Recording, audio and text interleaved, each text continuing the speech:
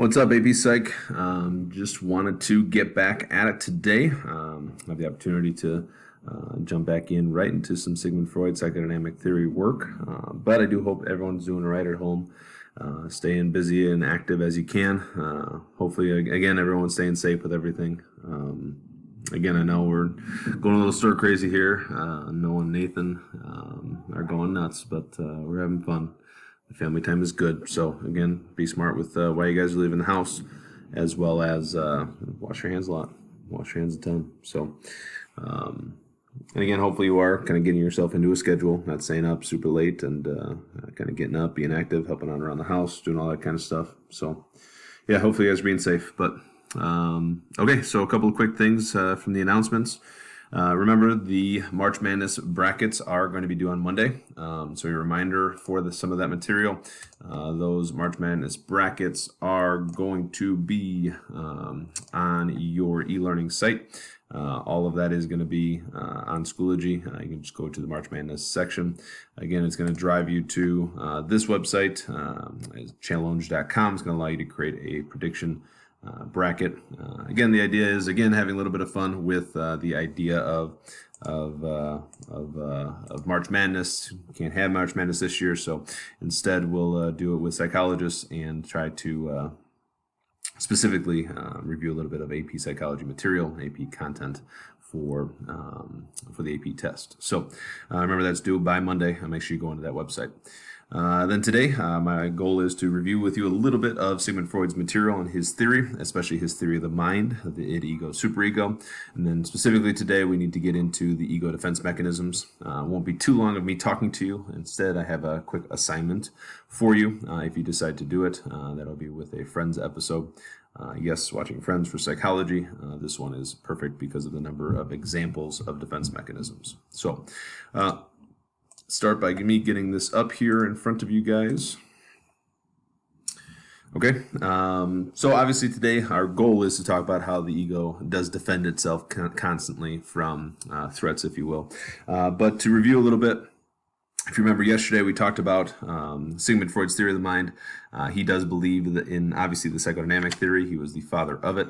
So because of that, unconscious conflicts are kind of the center of the self. And in terms of development of personality, he believed your personality develops first with the id as you are born. Your id is that guttural, kind of animalistic thing that is created. It's driven by Thanatos as well as Eros, those kind of drives within us. And it's also going to operate based upon the pleasure principle. It wants immediate satisfaction now. It's not going to, delayed gratification doesn't work for it. Then we talked about the superego being this thing that is created by society and by your parents and by your teachers, being this thing that kind of tells you to control your base impulses.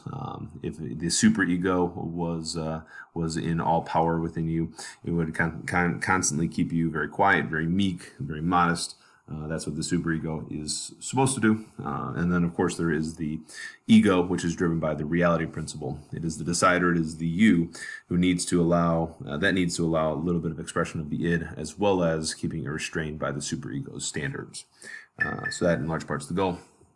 We also talked about the idea of free association from Sigmund Freud. Remember, free association is one of the ways that he tried to tap into the unconscious, just constant repetition of words, and the first thing that pops into the mind with some loaded words built in.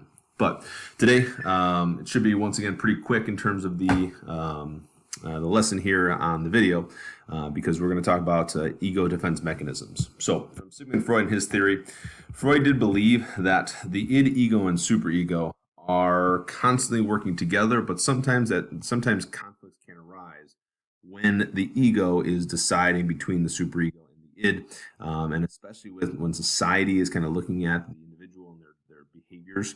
The ego sometimes wants to defend itself based upon the decisions and behaviors that the individual engages in, to try and make sure that you're not feeling guilty, you're not feeling ashamed of something, and so you tend to build these defense mechanisms into your day-to-day processes.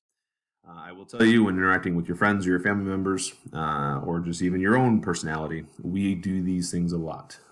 You'll be able to pick these out, and my hope is you do start to pick these out with your friends, and maybe not with your parents, but that's on you. But you'll be able to pick these things out fairly quickly in terms of the ways that you try, and we all try, to defend the ego and the behavioral decisions of the ego. So what we need to do is jump into the different examples of them from Sigmund Freud. And of course, we need to talk about kind of major applications of these examples to daily life. So, first one that we need to talk about is denial. Denial is straightforward. We all have heard that term, denial. But what you see here is on each of these slides, I'm going to give you an example and then the defense mechanism from Freud. And so, let's say an individual has gone to a doctor. Billy Bob has gone to the doctor and has received a cancer diagnosis. Obviously, the ego, when kind of taking that information in, that is a very big shock to the ego. And so denial might be the first defense mechanism that is utilized. And that denial, Louis, go. Louis, go by mom. Get. So the idea of denial is where the ego is truly defending itself from that idea of mortality and the idea of death possibly being confronted by the ego. And so denial helps protect it, helps shield, helps, even though your person is kept in ignorance of the fact, it's something that people tend to do. So that is defense mechanism number one, that is denial. So let's say there's an example where, this is a very middle school example, but Luke punches a wall after a big fight with his girlfriend, right? So in doing that, what is Luke doing in that moment? Luke, in that moment, according to Sigmund Freud, would be displacing his emotions. Luke is not mad at the wall. Obviously, the wall didn't do anything to Luke. Instead, he's emotional because of the fight with his girlfriend. That, according to Sigmund Freud, is another ego defense mechanism that he would have called displacement.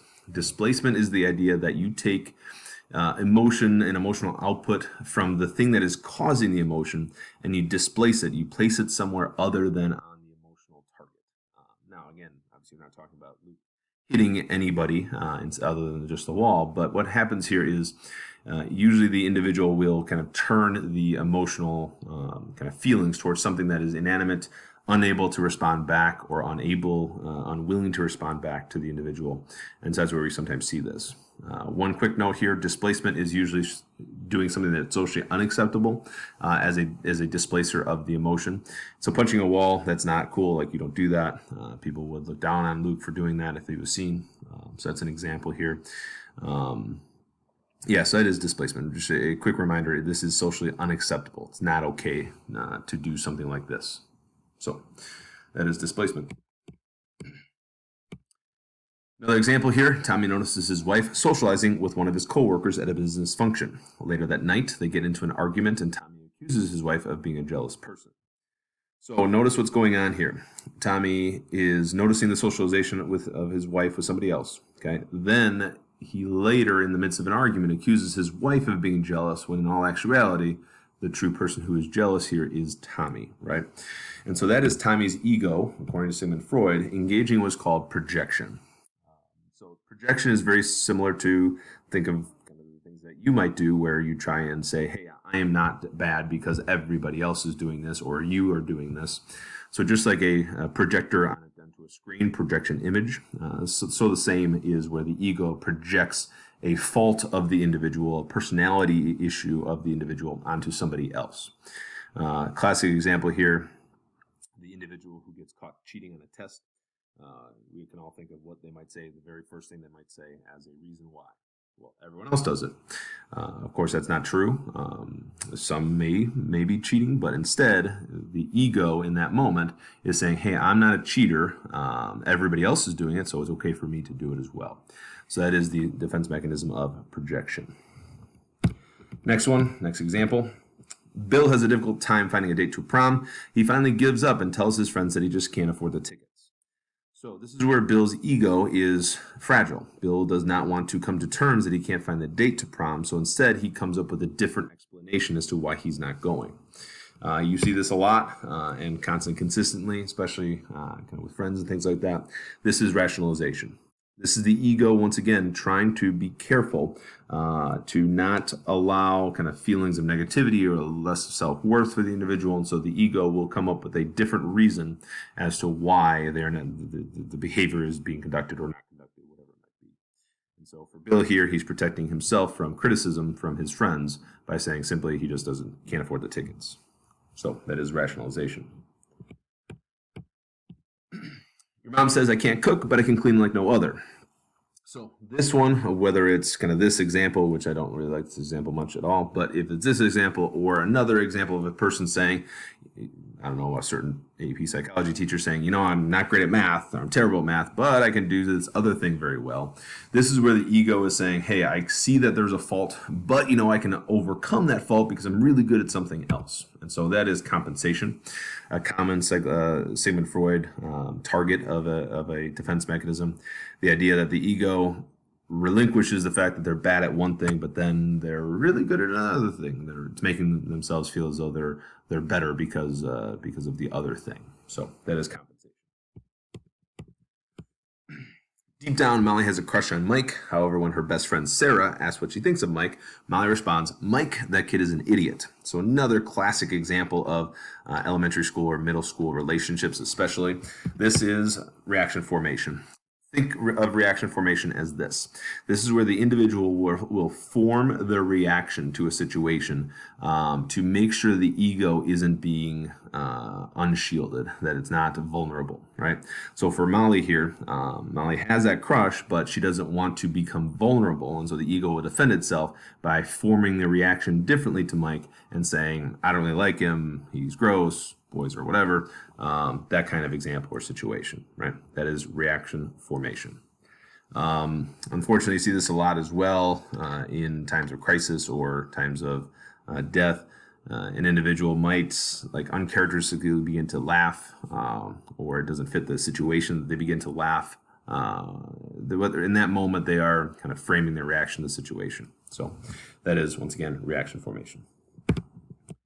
Next is forgetting sexual abuse from childhood due to the trauma and anxiety. A terrible scenario, but one that does fit because this is simply repression.